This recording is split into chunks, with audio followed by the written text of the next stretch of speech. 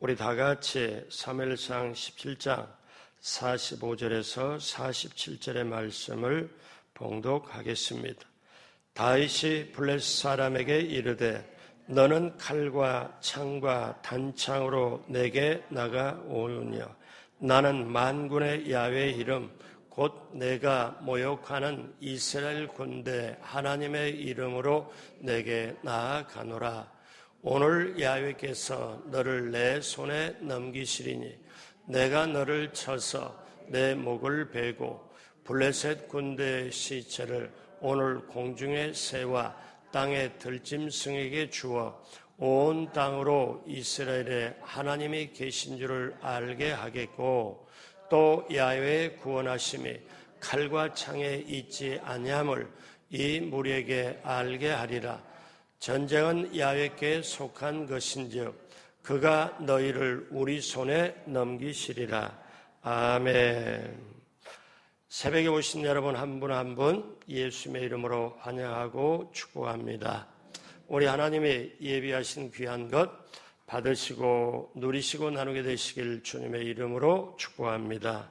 같이 한번 따라서 해봅니다. 하나님의 마음에 합하여 승리하는 사람이 되자. 이 주제를 가지고 다윗 시리즈 말씀을 나누고 있습니다.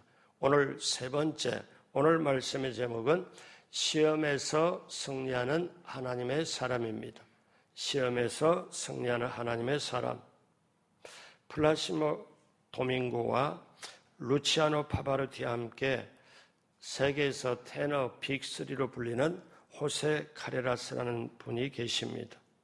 세계인들은 이 분을 신이 준 선물이라고 극찬을 하지요. 그의 목소리는 어떻게 저렇게 나올 수 있을까? 자, 이 카레라스가 고난의 강을 건넌 후에 훨씬 감동적인 노래를 이 세계인들에게 들려주고 있습니다. 1987년은 이 카레라스에게 인생의 전환점이었습니다. 그는 백혈병의 판정을 받고 사실 아주 크게 절망을 했죠. 그리고 2년 동안 노래를 중단하고 힘겨운 투병 생활을 했습니다. 사람들은 재기할까 하고 의심하기도 했죠. 그러나 그는 불굴의 의지로 백혈병을 이겨내고 다시 한번 신의 목소리를 세계인들에게 선물을 했습니다. 이 카레라스가 예전에 한국에서 가진 콘서트에서 이렇게 말했습니다. 자기가 백혈병에서 건진받고 그 고난에서 자기가 일어서서 이렇게 표현을 하죠.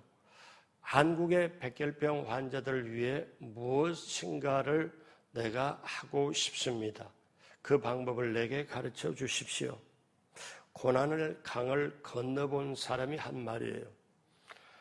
그 고난의 강, 그 시련의 강을 건너본 사람은 인생의 폭도 그만큼 넓어지고 또 그 당시 시련은 내일의 삶을 참으로 가치 있게 만듭니다. 오늘 성경 본문에 우리가 어제 살펴본 것처럼 이 다윗은 장차 왕으로 지정을 받고 기름 부음을 받아요. 그러니까 왕으로 이제는 선택이 확실하게 된 겁니다. 그런데 왕으로 선택받아 기름 부음을 받은 다음에 이 다윗의 걸음걸음은 너무너무 힘든 고난의 길이었습니다. 하나님께서 이렇게 왕으로 지정이 됐고 기름 부음을 받았지만 그를 하나님은 이제 시험을 하기 시작합니다. 시련을 통과하도록 합니다. 마치 우리 예수님께서 이 땅에 오셔가지고 30살까지 사시고 이제 메시아로서 구원의 주님으로 활동을 하려고 하실 때 광야에서 40일간 금식을 하시잖아요. 그리고 시험을 받잖아요. 그런 것처럼 저와 여러분에게도 인생길 걸어갈 때 예수님을 믿으면 구원받고 예수를 믿으면 잘 된다고 했는데 예수를 믿고 어느 순간에는 참 괜찮게 되는 것 같은데 어느 시간 보니까 내게 감당할 수 없는 시련이 와요. 고난이 와요. 그러면 우리는 생각할 때, 내가 이거 잘못 믿은 거 아닌가? 내가 지금 이게 아닌가? 이런 생각을 할 때가 있습니다. 사랑하는 여러분, 다윗이 이제 이스라엘의 거룩한 왕으로 사역을 시작하기 전에 하나님은 엄청나게 훈련을 시킵니다. 다윗의 일생을 보면 여러 가지를 하나님이 세팅을 해요. 세팅을 해놓고 하나님 그 불꽃 같은 눈으로 다윗이 어떻게 하는가를 지켜봅니다. 여러분, 저와 여러분들이 예수 믿고 신앙생활하고 여기까지 올 때까지 우리는 알게 모르게 때때로 하나님의 시험을 우리는 받고 여기까지 왔어요. 내가 알 때도 있고 모를 때도 있지만, 오늘 우리가 알아야 될 거는 하나님께 크게 쓰임받은 사람은 광야학교 출신이라는 거예요. 여러분, 아브라함도 모세도 광야학교 출신이고 오늘 다윗도 광야학교 출신이고 바울도 그렇고 심지어 예수님도 광야학교 이제 통과를 하셨잖아요. 그래서 우리가 예수님 믿고 열심히 살아야지, 말씀으로 기도로 우리가 열심히 살아야지 마음 먹고 가는데도 시험이 다가와요. 그 시험을 이상하게 생각하지 마시고 내게 이런 시험이 왔구나. 이 시험에 왔을 때 하나님이 이 시험을 어떻게 통과하는 것을 지금 보고 계시겠구나. 이 생각하고 우리는 말씀 붙잡고 기도하며 인내하며 통과해야 될 줄로 믿습니다. 다윗의 시험은 어떤 때 오는가 하면 이제 사울 왕이 이제 다윗을 종종 부릅니다. 그래서 다윗의 시험은 궁중에서 시작이 돼요. 근데 이때 다윗은 기름 부음을 받고 성령께서 함께하는 영이 충만했는데 반대로 이 사울 왕은 말씀을 버리고 말씀에 불순종하고 그러다 보니까 악신이 들어왔다 나갔다 해요. 그때 다윗이 하나님의 그 영이 충만해서 이렇게 궁중으로 불림 받았을 때 이때 하나님의 테스트, 시험은 시작이 됩니다.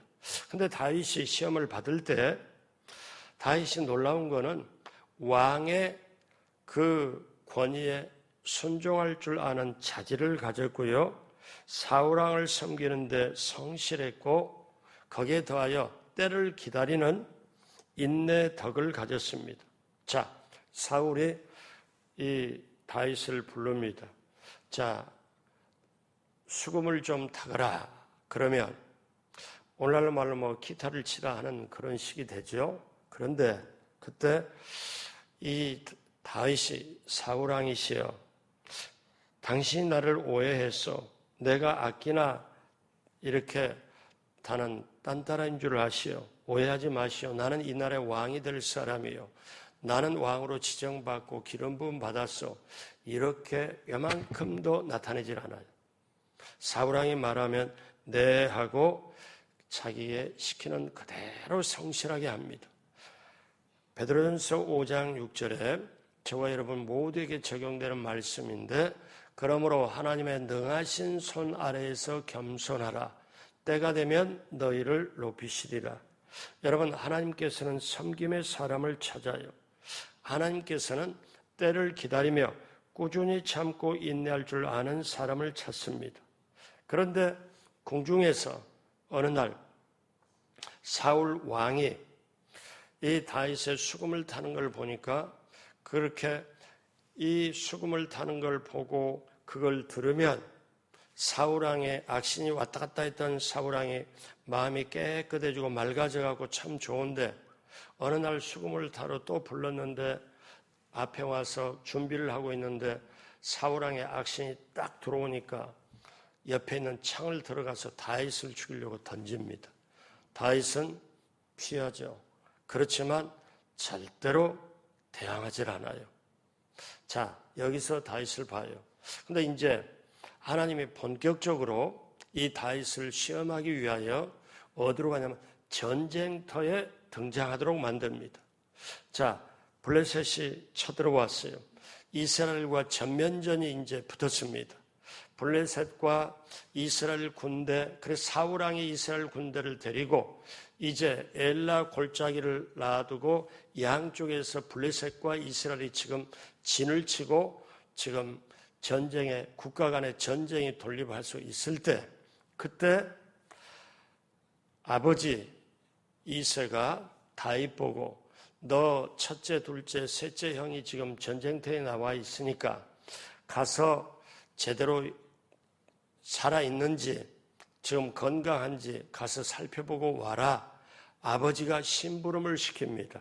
막내를 심부름 시켜서 옷까지 챙겨주고 그 다음에 먹을 음식 조금 해서 갔다 와라. 형들이 제대로 있나. 그래서 다윗이 사실 아버지의 심부름으로 전쟁터에서 딱 보니까 양쪽에 진을 딱 치고 있는데 세상에 저쪽에 골짜기 저쪽에서 뭐라고 하냐면 웬 좀 큰 덩치 친구가 나와가지고 골짜기가 쩌렁쩌렁 울리도록 말을 하는데, 아니 그 말이 어떤 말이냐면 니네 이스라엘은 니네가 하나님을 믿는다 하는데 니네 하나님은 죽었다, 니네 하나님은 살아계신 분이 아니다 하고 하나님을 모욕을 해. 그러니까 이 다윗이 심부름 갔다가 그 얘기를 딱 아니 저 사자새끼나 저기 짐승만 못한 저놈이 어떻게 우리의 살아계신 하나님을 욕하느냐. 저건 말이 안 된다. 여러분 이때요 이스라엘 군대는 진을 치고 있지만 누구 하나 나서질 못해요. 이제 그 골리앗이 그 블레셋 앞에 서가지고 뭐라고 제의하냐면, 야 너희들 이스라엘 군대여 봐라. 너희에서 한 사람을 택해서 보내라.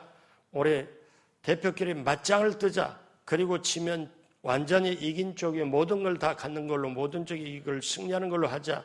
이렇게 쩌렁쩌렁 골짜기가 움직이도록 그렇게 하는데도 이스라엘 군대에서 아무도 나가는 사람이 없어. 그때 사울왕이 이스라엘 군대에 뭐라고 하냐면, 자 누구 병사가 누가 나가서 저 사람으로 맞대자 가서 이렇게 할 사람이 나오면 내가 사이로 삼겠다. 그렇게까지 내 겁니다. 그런데도 나가는 사람이 하나도 없는데 그때 다윗이 아버지의 심부름으로 거기에 등장을 해요.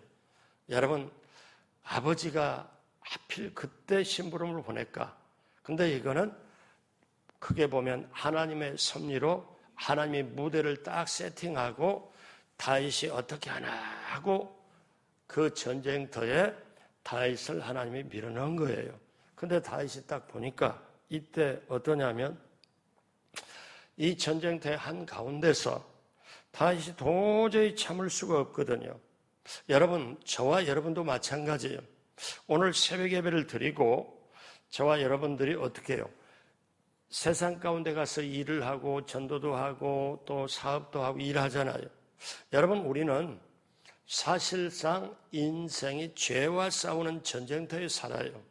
시험과 유혹을 싸워야 되는 전쟁터에 살아요. 그러므로 여러분 우리의 삶 자체가 우리는 사실 세상이라는 그 싸움터에 살아요. 그러면 다윗은 이런 시험이 다가왔을 때, 고난이 다가왔을 때 어떻게 승리를 했을까요? 첫 번째, 다윗은 자신의 맡은 일에 성실을 다했습니다.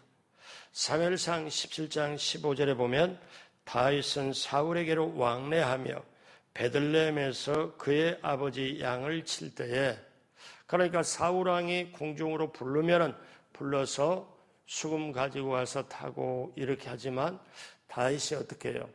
베들레헴에서 그의 아버지의 양을 칠 때 아버지께서 맡겨주신 양을 치는 성실함이 그에게 있습니다. 전쟁터에 나오기는 했지만 그에게는 아직 돌봐야 될 양들이 있어요. 다윗이 이 양을 치는 것을 그대로 보니까 얼마나 하나님의 눈여겨서 계속 보고 있잖아요. 그래서 여러분 우리가 꼭 알아야 될 게 있습니다. 자신의 일에 성실한 사람을 하나님의 눈여겨보고 하나님의 일꾼으로 발탁한다는 사실. 그래서 여러분 우리가 이렇게 예수님을 바라볼 때 예수님이 30살까지는 어떻게 살았을까? 성경에 잘 안 나와요. 그러니까 어떻게 살았다고 예수님이 어떻게 어렸을 때는 요셉과 마리아의 사람들이 볼 때는 아들로 태어나가지고 그렇게 동네에서 자랐지만 그런데 30살까지 어떻게 했더라는 말은 없습니다. 성경은 이렇게 간단하게 누가복음 2장 51절에 예수께서 함께 내려가서 나사렛에 이르러 순종하여 받으시더라. 그러니까 부모님을 순종하여 받으시더라. 그러니까 예수님께서 베들레헴에서 태어났지만 나사렛에서 계속 자라고 크셨거든요. 그런데 이제 30살 이후에 공생애, 즉 메시아 구세주로 살아갈 내용에 그때는 자세하게 기록하지만 청년 시절, 예수님이 사춘기 시절 뭐 이런 시절은 전혀 성경에 기록이 없지요. 그런데 딱 한마디 어때요? 예수님은 성실하게 순종하여 받으시더라. 그 본분을 다 하셨다는 얘기죠. 여러분, 다윗이 하나님이 그를 부르실 때까지, 하나님의 그를 무대에 세울 때까지 맡겨주신 일상의 일에 아주 최선을 다하는 모습. 여러분, 성경을 보면 아주 의미심장한 말이 있어요. 하나님이 다윗을 선택할 때 어떻게 선택하냐면 어디에서 선택하냐? 양의 우리에서 선택을 해요. 그러니까 무슨 말이냐? 시편 78편 70절에 그의 종 다윗을 택하시되 어디에서 택하냐면 양의 우리에서 취하시며. 그러니까 하나님이 다윗을 볼 때 자기 일에 성실하게 양을 치는 양의 우리간에서 다윗을 택한 거예요. 하나님은 어떤 마음으로 택했을까요? 그 이스라엘 전체를 봤을 거 아니에요. 그런데 이스라엘 전체를 보는데 양을 거기에 돌보고 키우는데 이처럼 성실하게 키우는 친구는 없다. 그래서 그걸 딱 보니까 저 양을 아버지께서 맡겨준, 자기 아버지가 맡겨준 양을 저렇게 성실하게 키우는 걸 보니까 내가 내 양 이스라엘 백성을 이 친구한테 맡겨도 되겠다. 이 마음이 하나님께 들어간 거죠. 하나님이 그렇게 본 거죠. 그래서 여러분, 하나님은 놀고 있는 사람 택해서 쓰질 않아요. 여러분, 12제자를 택할 때 제자리 어부 출신이 많잖아요. 그들이 고기를 잡을 때, 고기 잡고 있을 때 나를 따라라. 내가 너를 사람을 낚는 어부가 되게 하리라. 마태를 부를 때 세무서 앞에 세무서에서 세금 걷고 있고 일하는 마태를 부른 거지 놀고 있는 사람을 불러가고 제자로 삼지를 않으셨습니다. 사랑하는 여러분, 양무리를 치는 일에 열중하고 있는 다윗을 왜 하나님이 택하십니까? 그의 성실함을 봤을 때. 그래서 여러분, 하나님은 왜? 하나님이 성실합니다. 하나님의 성실이 크도다. 이게 성경에 나오잖아요. 하나님께서 이렇게 말씀해요. 내가 거룩하니 너희도 거룩해라. 그러니까 저와 여러분도 어때요? 하나님이 성실하시니까 우리도 성실하고 하나님은 성실한 분을 택해서 쓰신다. 다윗은 맡은 일에 성실했기 때문에. 두 번째, 다윗은 하나님의 영광을 지키려고 했습니다. 자, 이제 골짜기에 전쟁터 아버지 심부름을 따고 와서 보니까 형도 그 다음에 둘째 형도 셋째 형도 무사해요. 살아있어요. 근데 어제 잠깐 얘기했지만 엘리압이 큰 형이 야 다윗을 대할 때 어떠냐면 막 대합니다. 야 이 녀석아 여긴 전쟁터야. 여기는 어린애들이 끼는 자리가 아니야. 너 빨리 돌아가. 빨리 돌아가. 이렇게 형이 아예 막내 취급에 어린애 취급하면서 돌아가라고 하는데 다윗이 어떠냐면 돌아갈 건데 그런데 저 건너편에 털복숭이처럼 생긴 저 짐승처럼 생긴 친구가 와서 아니 어떻게 하나님을 살아계신 하나님을 모욕하냐고 욕을 하냐고 이거는 다윗이 어떻게 해요? 참을 수가 없잖아요. 사무엘상 17장 36절에 그래서 다윗이 고백을 합니다. 주의 종이 다윗이죠. 사자와 곰도 쳤은 즉 살아계신 하나님의 군대를 모욕한 이 할례받지 않는 블레셋 사람이니까 그가 짐승의 하나와 같이 되리이다. 그러니까 아니 나의 살아계신 하나님을, 이스라엘의 살아계신 하나님을 저 짐승 같은 저 친구가 우리 하나님을 모욕해? 이거는 말도 안 되지. 그래서 어떠냐, 내가 사자도 곰도 돌로 치고 쳐가지고 내가 양을 내가 건져내는데 제 짐승같이 그대로 쭉 뻗어서, 좀 말이 그렇지만 우리 알아듣기게 완전히 딱 죽게 만들겠다. 이게 다윗이잖아요. 다윗이 분노한 이유는 골리앗이 하나님의 이름을 더럽혔기 때문에. 근데 여러분, 오늘 우리가 이 시대를 살아갈 때 저와 여러분이 얼마나 하나님의 자존심을 세우냐 이거예요. 하나님의 이름이 욕먹을 때, 교회를 어떠냐면 정말 욕을 할 때, 기독교를 개독교라고 할 때, 그때 내가 이 사람들에게 교회가 진정 구원의 방주고 교회 없이는 못 산다. 자, 그리고 기독교가 다른 부활이 있기 때문에 다른 타종교하고 완전히 다르다. 그 속에는 하나님이 살아계시고, 그러면 하나님 살아계심을 내가 그 명예를, 그 하나님 자존심을 얼마나 지켜가고 있냐요. 그렇게 지키기 위해서 내가 얼마나 수고하고 애쓰느냐요. 내 사업을 위해서, 내가 직장에 아니면 어떤 일을 하더라도 내가 월급이 얼마나 적고 어떻게 하고 사람들 간의 위치의 승진 때문에 막 이렇게도 하지만 이게 노력하지 말라는 게 아니라 노력해야 돼요. 예수 안 믿는 사람보다 더 힘써야죠. 더 노력해야 되죠. 그러나 이 모든 것 위에 내 삶의 목적은 하나님의 영광을 위해서다. 하나님의 이름을 높이기 위해서다. 내가 그거를 위해서 내가 일을 한다. 쉽게 말하면 전도하고 선교하고 구제하기 위해서, 주님의 이름으로 하기 위해서 내가 오늘 이 사업을 한다. 이 직장 생활을 내가 한다. 이렇게 생각을 해야 되는 그것이 되는데 얼마나 하나님 자존심을 높이고 있냐 이거예요. 심지어 교회를 다니면서도 직장이나 사업장에서 뭐라고 그래요? 교회 다니는 걸 숨겨서 다니는 사람, 그 사람이 정말 어려움이 오면 그걸 견딜 수 있을까요? 여러분, 다윗은 하나님의 거룩한 영광을 지키기 위해서 분을 냅니다. 그래서 저와 여러분들은 우리가 이 말씀을 붙잡아야 돼요. 어떤 말씀? 고린도서 10장 31절. 우리 평생 외워야 되는 말씀, 다 같이 한 목소리로 합니다. 그런즉 너희가 먹든지 마시든지 무엇을 하든지 다 하나님의 영광을 위하여 하라. 그러니까 여러분, 먹든지 마시든지 우리 삼시세끼 하잖아요. 근데 그 다음에 뭐예요? 무엇을 하든지. 그러니까 여러분, 이게 내가 먹고 마시고 뭘 하든 우리 인생 하는 일이잖아요. 우리 살아가는 거잖아요.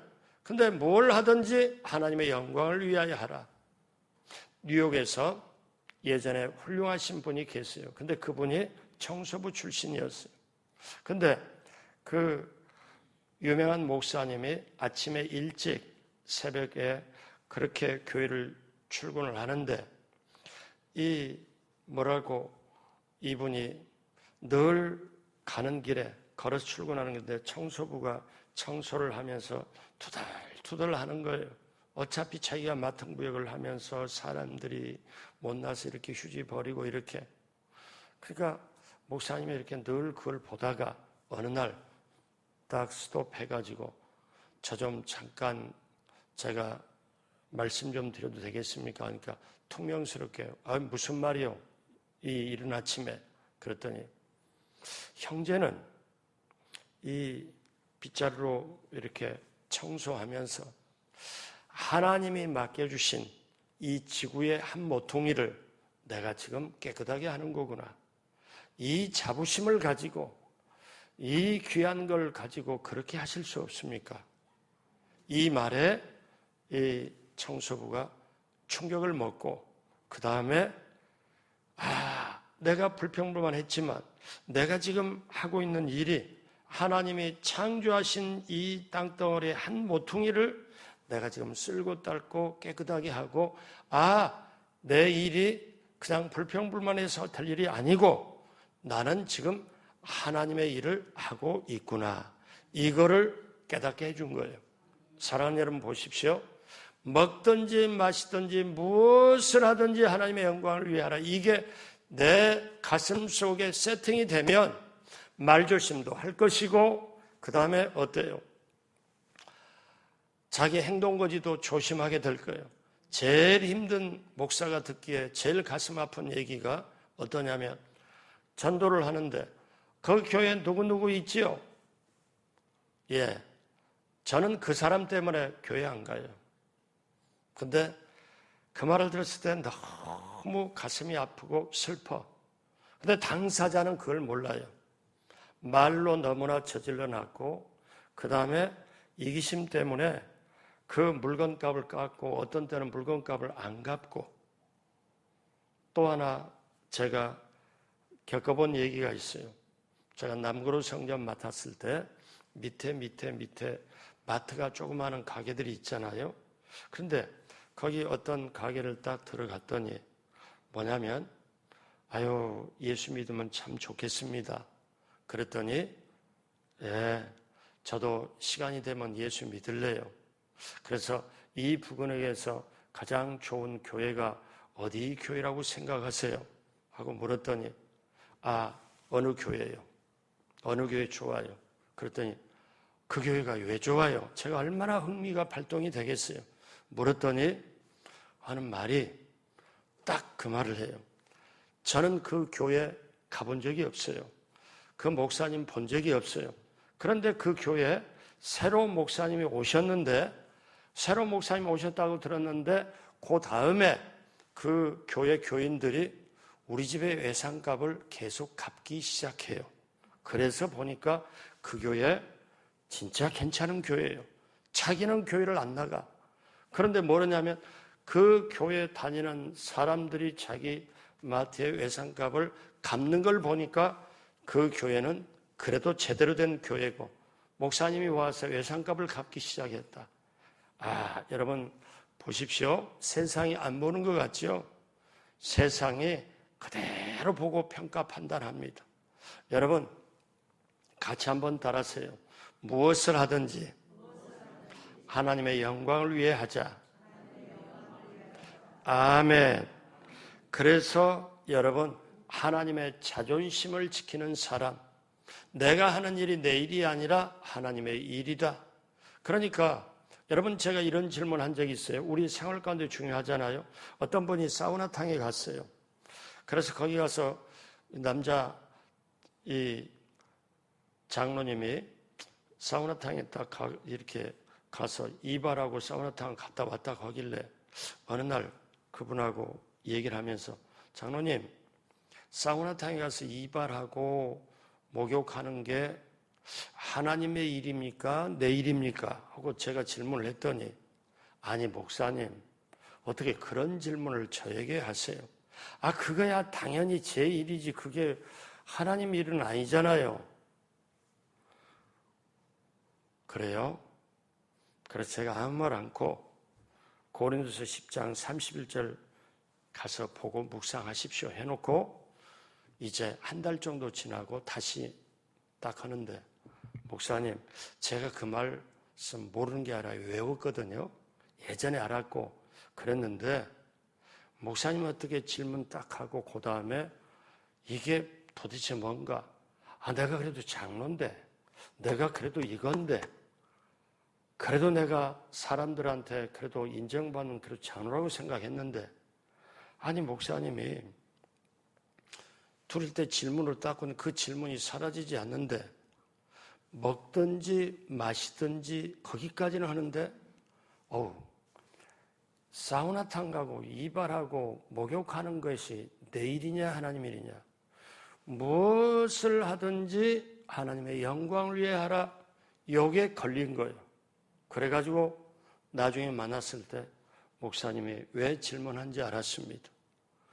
그러고 보니까 제가 교회 다니고 교회 안에서 봉사하고 하는 것은 하나님의 일이고 밖에 전도하고 하나님의 일이고 이렇게 하지만 이런 건 내가 하나님하고 연관됐다고 생각을 해본 적이 없는데 제가 망치로 한 대 두드려 맞은 것 같습니다. 이런 의식이 이런 게 되어야 그 사람이 어때요? 아무도 보는 이가 없을 때, 나 혼자 있을 때 나의 행동이 하나님 앞에 신앙 고백이에요. 여러분 그거 아시나요? 그러니까 윤리, 도덕, 세상의 윤리로 초월을 해서 우리는 어디까지 가느냐면 아니 내가 생각해봐요. 여러분 간단하잖아요. 나를 낳아주시고 길러주시는데 아버지가 계시는데 누가 아버지를 욕해. 그러면 너가 뭔데 내 아버지를 욕해. 이게 더 안 살고 싶어 하고 멱살 잡고라도 아버지 욕하면 해야 되는 게 정상 아니에요? 근데 하나님의 자녀라고 하면서 하나님 아버지가 욕을 먹어. 그런데도 자기 목숨 아깝고 자기 체면, 자기 머리에서 그냥 숨기고 쫄쫄이 얻으면 그거는 아니잖아요. 하나님은 다윗의 두 번째인데 다윗은 하나님의 자존심을 하나님께 영광을 드리고 하나님을 확실하게 드리는 삶을 살아요. 이게 오늘날 이 시대에 얼마나 중요합니까? 먹을 것 하나를 사드리면서 상대방의 자존심을 생각하고 식당에 가서 어떻게 해요? 그냥 언니 반찬 좀 더 줘, 반찬 좀 더 줘, 이거 더 줘. 제가 같이 우리 목사님이 이거 좋아해. 이게 목사까지 욕 한창 먹이게 하는구나. 제가요 그렇게 했을 때 이분이 밥 사주고 딱 가잖아요. 그러면 제가 그때 눈치 다 봐요. 다 보고 나서 그렇게 쭉 가다가 나중에 다시 저 혼자 그 식당 갔었어요.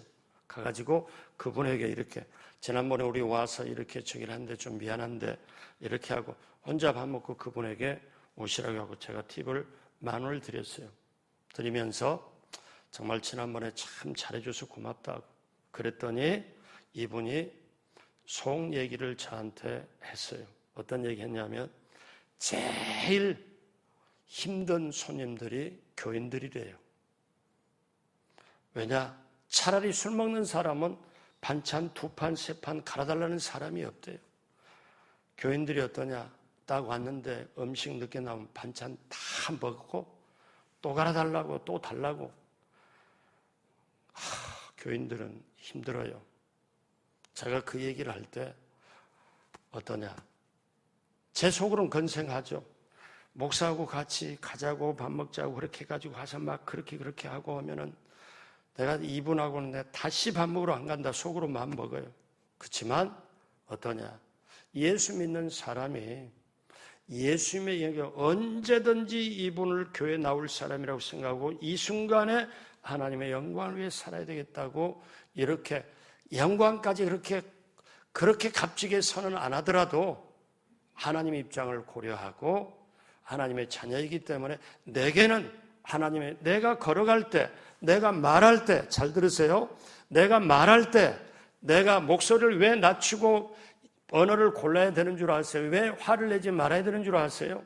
내가 말하는 거에 내가 행동하는 하나님의 자존심이 걸려 있어요. 이걸 생각해 보시나요? 이게 그리스도인이죠. 술병에는 술이 들어있죠. 기름병에는 기름이 들어있어요. 그리스도인은 그 안에 예수 그리스도가 들어있단 말이에요. 그러면 그리스도인 말하는 거는 예수 그리스도와 함께 얘기하는 거잖아요. 저도 여러분도 이걸 정말 깨닫고 범사에 먹든지 마시든지 무엇을 하든지 하나님의 자존심, 하나님의 영광을 위해 하는 저와 여러분 모두가 되기를 주님의 이름으로 축복합니다. 마지막 세 번째, 이제 다윗은 하나님의 능력을 믿고 나갑니다. 오늘 본문입니다. 다윗이 골리앗 앞에서 선포합니다. 뭐라고 선포해요? 이게 얼마나 리얼하냐? 45절을 한번 봅니다. 다윗이 블레셋 사람에게 이르되, 그 다음 같이 합니다. 너는 칼과 창과 단창으로 내게 오거니와 나는 만군의 야훼 이름 곧 내가 모여가는 이스라엘 군대 하나님의 이름으로 내게 나아가노라. 그러면서 46절에 뭐라고 해요? 오늘 야훼께서 너를 내 손에 넘기시리니 내가 너를 쳐서 내 목을 베고 블레셋 군대 시체를 오늘 공중에 세워 땅의 들짐승에게 주어 온 땅으로 이스라엘의 하나님이 계신 줄을 알게 하겠고 47절 또 야훼의 구원하심이 칼과 창에 있지 아니함을 이 무리로 알게 하리라. 전쟁은 야훼께 속한 것인즉 그가 너희를 우리 손에 넘기시리라. 아멘. 자, 보십시오. 이때 다윗이 이렇게 하지 않았어요. 잘 들으세요. 하나님께 뭐라고 하냐면 하나님, 제가 하나님이 함께하고 하나님이 이기게 하고 하나님이 전쟁에 속한 거라고 제가 이렇게 선포할 거니까 하나님이 뒷감당을 좀 해 주십시오. 하나님하고 미리 짜고 하나님하고 얘기하고 한 게 아니에요. 다윗 속에 있는 게 나온 거예요. 다윗 속에 있는 게. 이 45절에 47절의 고백이 하나님의 사람만이 고백할 수 있는 거예요. 하나님의 사람만이. 근데 여기서 자기가 요만큼도 안 나가요. 모든 게 하나님이. 여러분 기억하십니까? 민수기 13장 14장에 보면 12정탐꾼의 10정탐꾼은 하나님이라는 말이 안 나와요. 우리가 진다, 우리가 넘어진다, 우리가 포로로 잡힌다. 그런데 여호수아 갈렙은 어떻게 말해요? 하나님이 함께 하시면 능히 그 땅을 차지하고 하나님이 기뻐하시면 우리가 그 땅으로 간다. 인생의 주어가 하나님이에요. 여호수아 갈렙은. 근데 열정탐꾼은 어떤 우리가.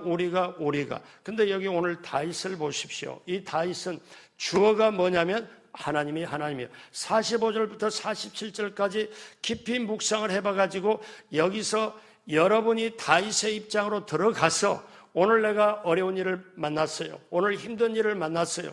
오늘 고통스러운 일을 겪어요. 그때 45절에 47절의 말씀을 가지고 이 다윗이 여러분이라고 생각하고 대입을 딱 해가지고 딱 보면 어떠냐? 길이 생겨요. 여기서 하나님의 함께 하심을 리얼하게 느끼게 돼요. 그러니 여러분, 이렇게 고백하는, 이렇게 선포하는 이 다윗을 하나님이 쓸 수밖에 없잖아요. 하나님이 밀어줄 수밖에 없잖아요. 다윗 시리즈 첫 번째, 어제 그제 제가 뭐라고 제목이 하나님이 쓰실 수 없는 이유. 사울은 쓰고 싶어도 못 쓰는데 다윗은 쓸 수밖에 없는데 이 고백이 얼마나 소중합니까? 그래서 저와 여러분들이 어떠냐? 하나님은 우리의 믿음을 보고 있습니다. 다윗 속에 있는 믿음을 그대로 선포하지요. 요한일서 5장 4절에 무릇 하나님께로 난 자마다 세상을 이기느니라. 세상을 이기는 승리는 이것이니. 그 다음 같이 합니다. 우리의 믿음이니라. 그리고 마지막으로 네 번째, 다윗은 최선을 다해서 준비했다는 거예요. 자, 다윗은 물매 돌 5개를 취했습니다. 여러분, 하나가 안 맞으면 두 번째 거 안 맞으면 그 당시에 물매 저 돌을 저렇게 해가지고 돌려가지고 딱 펼치면 돌이 쫙 가잖아요. 이게 기술이었다고 그래요. 이게 전문 기술이었다고 그래요. 사자나 곰이 이렇게 양을 치려고 딱 올 때 다윗이 이걸 돌려가지고 딱 해서 머리를 맞추거나 짐승의 눈을 맞추거나 그러면 어떻게 해요? 도망갈 수밖에 없잖아요. 여러분, 신앙이 좋은 사람이 빠지는 쉬운 함정이 있습니다. 하나님을 신뢰한다고 하면서 자기는 안다고 하면서 조용하게 가만히 있는 것 절대 그렇지 않습니다. 다윗은 5개를 준비를 하죠. 5개. 하나가 못 맞히면 두 번째 걸로 돌려서 때리는 것. 두 번째 걸로 못 맞히면 세 번째 걸로. 최선을 다해서 준비하는 삶, 아름다운 삶. 오늘 말씀 마무리합니다. 사랑하는 여러분, 우리에게는 항상 시험이 다가오지요. 우리에게는 어려움이 다가오지요. 그러나 여러분, 다윗에게 골리앗은 개인적으로 다가오는 게 아니고 국가적으로 다가온 거잖아요. 그런데 여러분 성경을 보십시오. 이때 골리앗을 완전히 이긴 다음에 다윗은 어떻게 합니까? 다윗은 완전히 이스라엘을 써버립니다. 그래서 다윗은 모든 백성이 볼 때 사울 왕보다 다윗이 더 떠버려요. 자, 이때로부터 이제 사울왕의 시기심이 나와가지고 다윗을 이제 자기가 선포한 대로 자기 딸 미가를 다윗에게 줍니다. 사위로 삼습니다. 근데 장인이 사위를 죽이려고 작정을 해요. 이게 이제 또 엄청난 고난이 다윗에게 있는 거죠. 그렇지만 그렇게 하면서도 하나님의 눈은 다윗을 계속 지금 추적하면서 무대를 세팅해요. 이때 다윗이 어떻게 하나. 그런데 죽일 수 있는 기회를 2번이나 주는데도 다윗은 그렇게 안 하고 하나님의 시험에 계속 합격을 해 나갑니다. 사랑하는 여러분, 인생의 무대가 하나님의 시험장입니다. 하나님이 보고 계시잖아요. 그래서 여러분, 우리가 오늘 마지막으로 붙잡을 게 어떤 거냐면, 만약에 골리앗이 없었다면 다윗은 뜰 수 없었어요. 그러니까 저와 여러분 앞에 문제, 시험과 어려움이 없었다면 그 다음에 올 상급과 영광도 없지요. 다윗 앞에 골리앗이 있었기 때문에 결국 골리앗은 어떤 역할인 줄 아십니까?